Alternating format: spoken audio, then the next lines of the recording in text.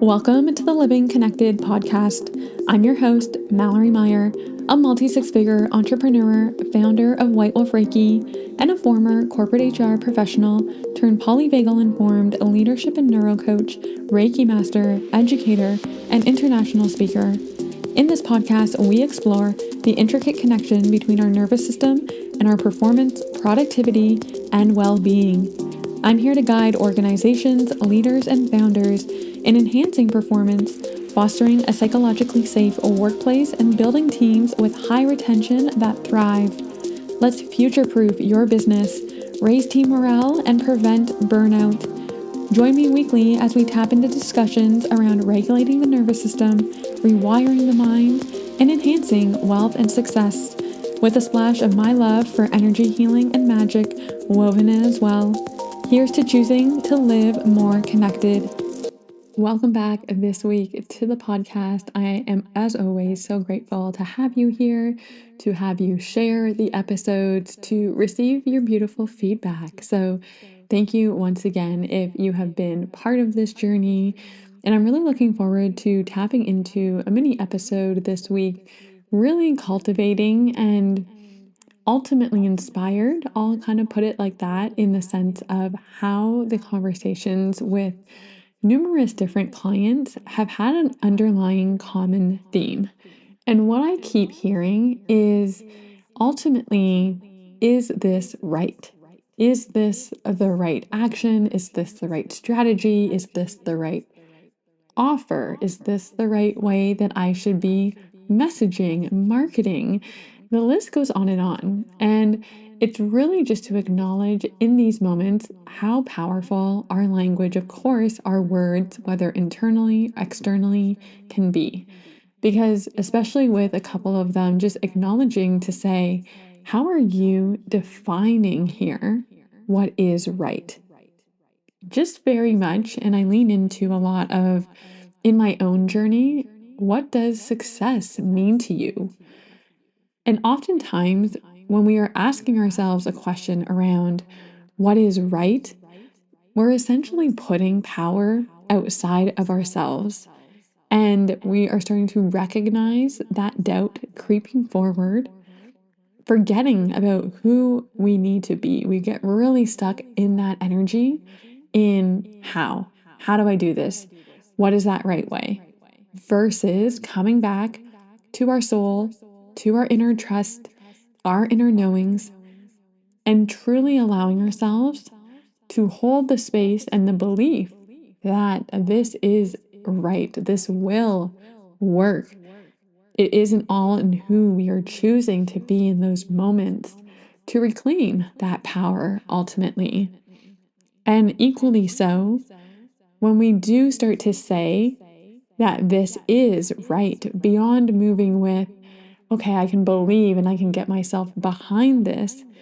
Part of, if you have been noticing maybe for yourself that language and that thought come forward, just getting curious in your values as well of, is this an integrity to me?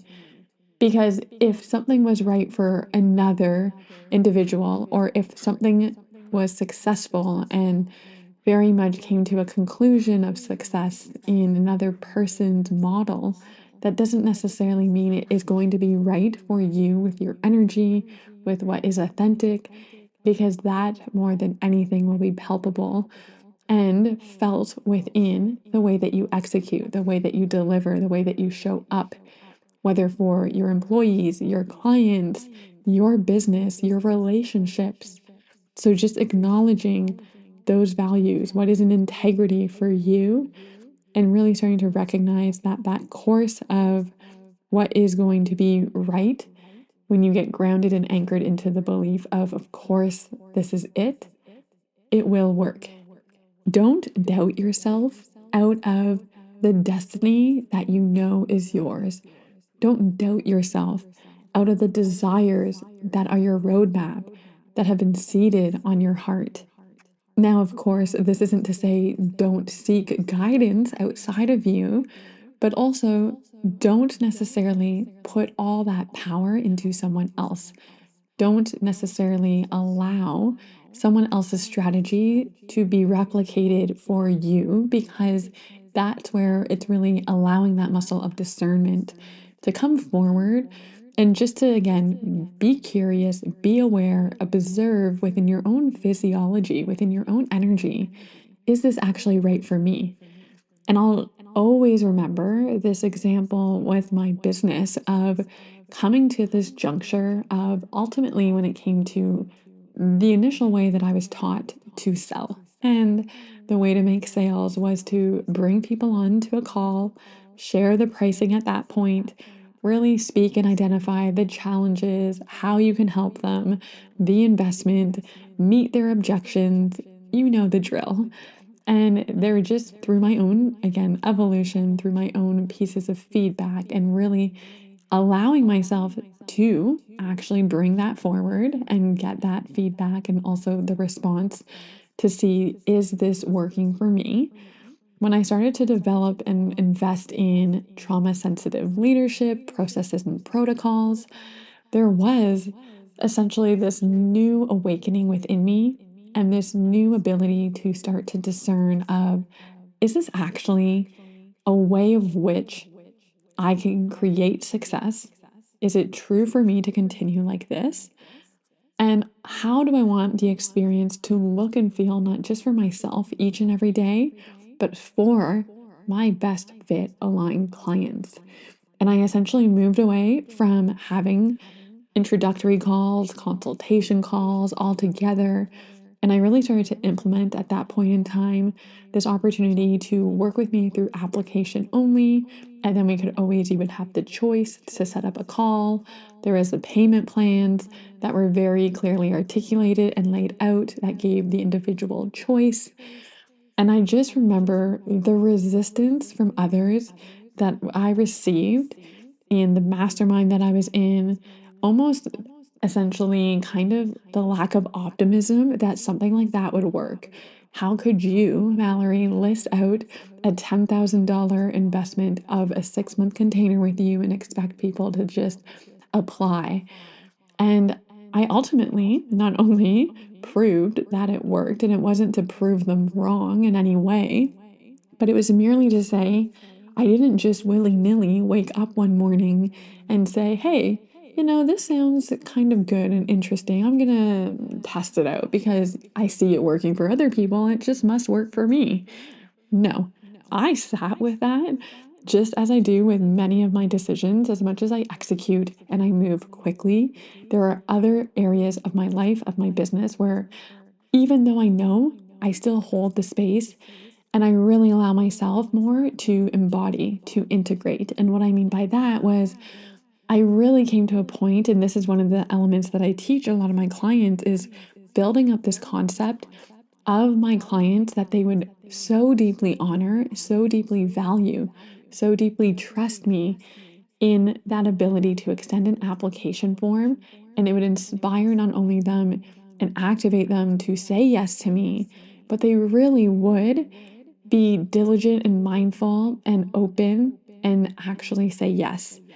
And I would constantly come back to that in various different ways, both with the mindset, both with the somatics, both just in allowing myself to find the evidence and just knowing in my heart, this is true for me. I know this will work. And it was interesting to also see through this at the time when this was alive in my business, because have changed since then. And also the ability to which I even hold a 6-month container is different in one lens of my business.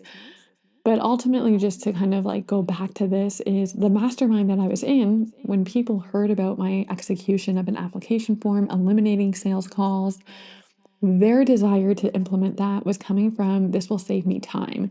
This will save me from the discomfort of navigating objections.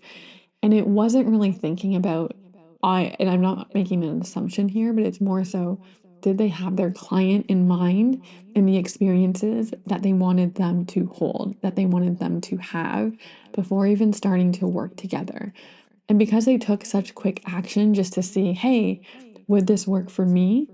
It didn't work. They found that their obviously sales started to decrease. They weren't getting as much interest in their program, and they quickly reverted back to their old practices.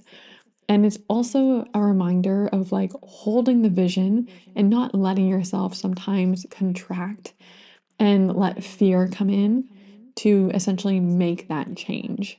And there's so many analogies that I can go down the rabbit hole with that, of ways of which when we never know that timeline of someone's looking to invest to work with us, and if we scrap the offer just because we think it wasn't working, we essentially have lost that client potentially too. So just in this kind of way of which this podcast episode has now turned into, of coming back into again, there is no right, is what I really want to emphasize. There is no wrong. What is what is right for you.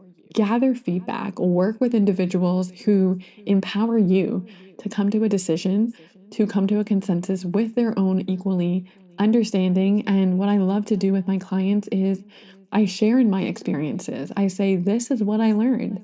This is what happened. Of course, it may be different for you, but here are some pros and cons to extending an approach, a strategy like this.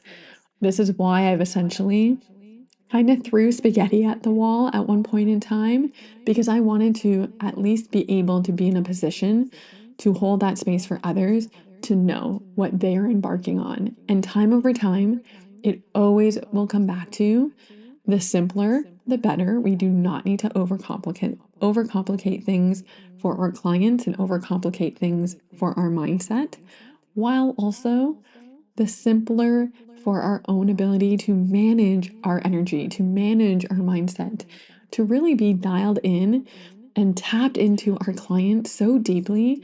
And this is where we even become such different forms of magnetic frequency to really feel that attraction of them coming forward, because of the way that we can consistently show up in that energy as well. So, as much as we may notice that there is so much noise, being mindful, even if you need to mute people, if you need to completely just unfollow, it's obviously not personal at times. And so, just allowing yourself to notice what is the noise, and finding also through this how that may be provoking you to second guess essentially your own quote unquote rights. So I hope, as always, that this has landed exactly as it needed to land for you this week, and just coming back into this element, this reclamation in the sense of your own truth, your own rights, not necessarily. And when we were talking about doubt earlier, also just identifying this is kind of like it's not necessarily even the buzzword, but ultimately your worth, because our worth is our ceiling. And when we start to really lean into the doubts, when we start to again start asking the who, the hows, I should say, and the what's versus the who do I need to be, that's also where we're perpetuating that doubt, and we're really second guessing a little bit there our worth, where we will fall back to what we just know our current circumstances.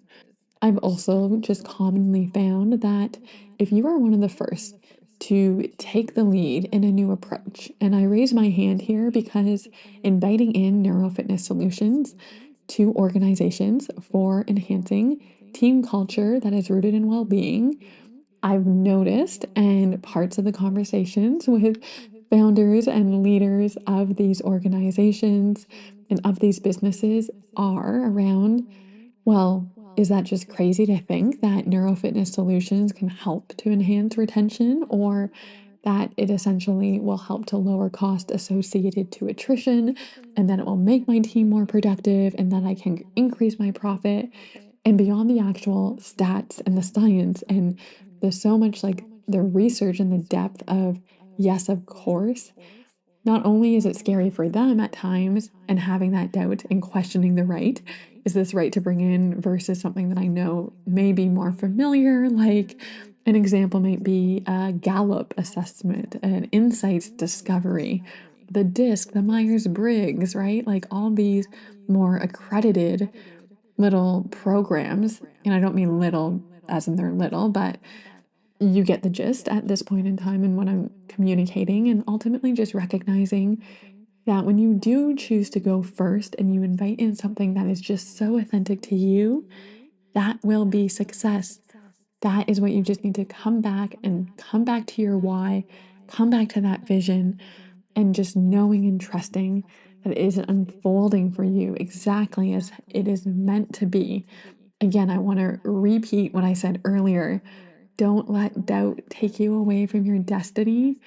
It is there for a reason within your sight. Like I mentioned in the beginning, if you know of someone who would value, who needs to hear this message in this week's episode, I always appreciate that share, extending the episode to them, and once again, your feedback. And as always, if you are curious in taking the next step further, whether you are an executive leader, a founder, a coach, a consultant, someone, a business owner, let's just kind of call it what it is, and you're really looking, the work that we do is very, very much at a frequency level, at the ability to shift your mindset. So, a lot of embodiment, a lot of opportunities of with the identity, it's tapping into the subconscious so we can really rewire and regulate the nervous system to empower you with new beliefs and new behaviors and this new capacity within your own state of being, not again just to trust yourself, but to actually hold and sustain the level of success that is meaningful for you while developing such a core skill set when it comes to marketing, when it comes to selling, but most importantly, on my leaders' side, on my executives, the founders, where you're really looking to reclaim your time, less about the business, but more about how am I creating a presence and a culture of well being within my team. The focus is around neurofitness solutions that will very much be embedded in parts of those protocols and processes that you are inviting forward to optimize performance and enhance retention. So there is opportunities just to connect, to start to explore and discuss how that may look and feel for each one of you in a one-to-one capacity. And of course, the new cohort of Reiki is live. So those dates have been listed on my website. All those details, as always, are in the show notes. And until next week, as always, stay regulated. Let me just take a moment to share something that has truly elevated my mornings and helped me start my day on a greater, calm, focused, even with a punch of veggies note. I've integrated Plant People gummies into my morning routine, and their products have become an essential part of my self care. What I really find sets Plant People apart is their commitment to quality and transparency. It's a natural and plant based approach to self care that aligns perfectly with my values. But the greatest part about it is whether it's been a tea, a gummy, or even their spreads, they don't compromise on taste. So, who doesn't like treating yourself to a moment of indulgence while nourishing your well being? And I do have something special for you, the listeners here. Plant People is offering an exclusive discount. You can use the code MALMEYER, and I should say it's mal.meyer at checkout to enjoy 15% off your order. You won't want to miss this opportunity, and you can find those full details in the link in the show notes below.